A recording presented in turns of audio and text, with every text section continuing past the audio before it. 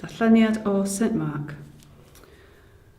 Roedd hi'n nos Wener, sef y diwrnod cyn y Saboth.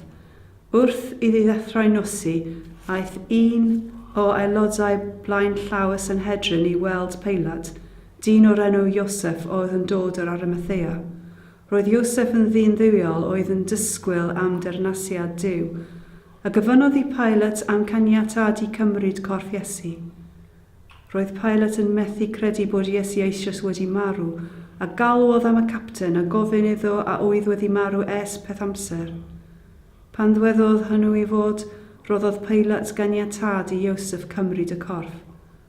Ar ôl prynu lluain, dyma Iosef yn tynnu'r corff i lawr a'i lapio yn y lluan. Yna fe roddodd i orwedd mewn bedd oedd wedi'i naddu yn y graig. Wedyn, rhwyliodd garreg dros geg y bedd.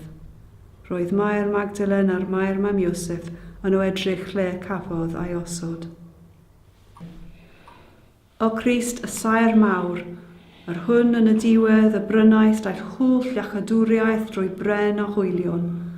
Ymddrin yn gelfyd ath ofer yn gweithdy dy fyd, fel y cawn ni a ddwyn y brynau gweiwon iddfainc, a'n sarnio i bryddfeth gwir dy lawr.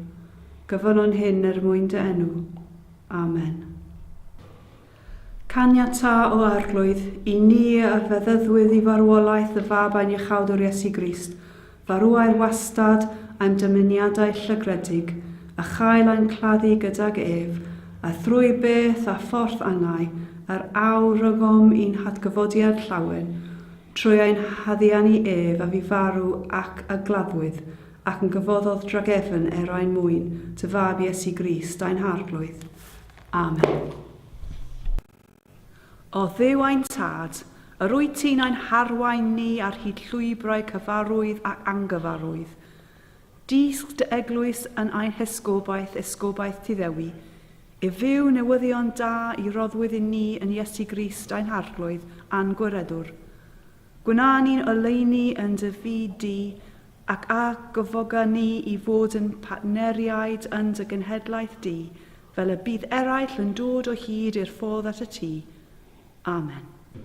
Ein tad, yr hwnnwynt yn y nefoedd, sancteiddio dy enw, deleg dy deyrnas, gwanela dy ewyllus, megis yn y nef felly ar y ddeia hefyd.